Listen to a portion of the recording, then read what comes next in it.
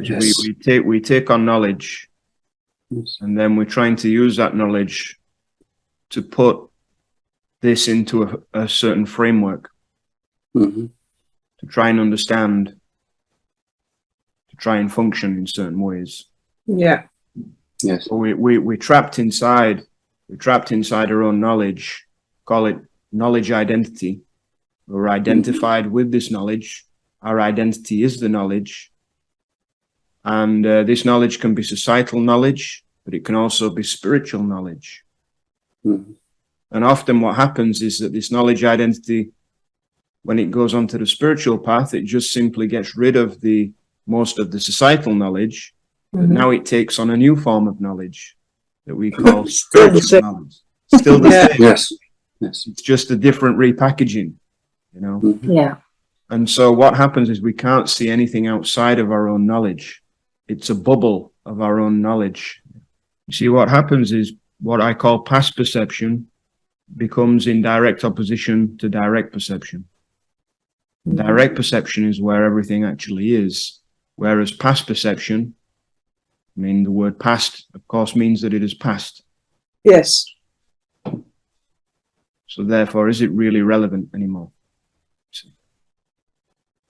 Or is it simply that that knowledge identity is making it relevant because it perceives itself, it is past.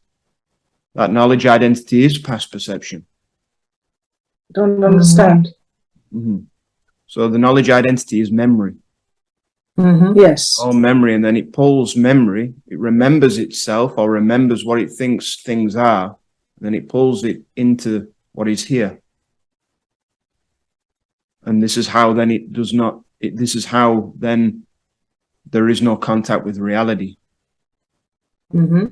It's a subjective experience, Yeah, a bubble of its own experience. Um, What's being said is that these are just experiences that is in the past.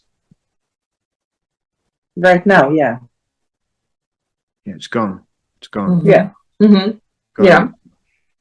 That's how quick the resolution is. You see? Yeah. Because I'm getting otherwise this.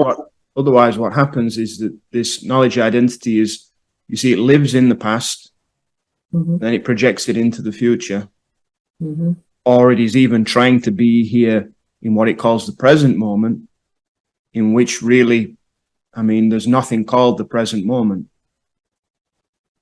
There's nothing called, and there's no past, there's no future if we really look at it.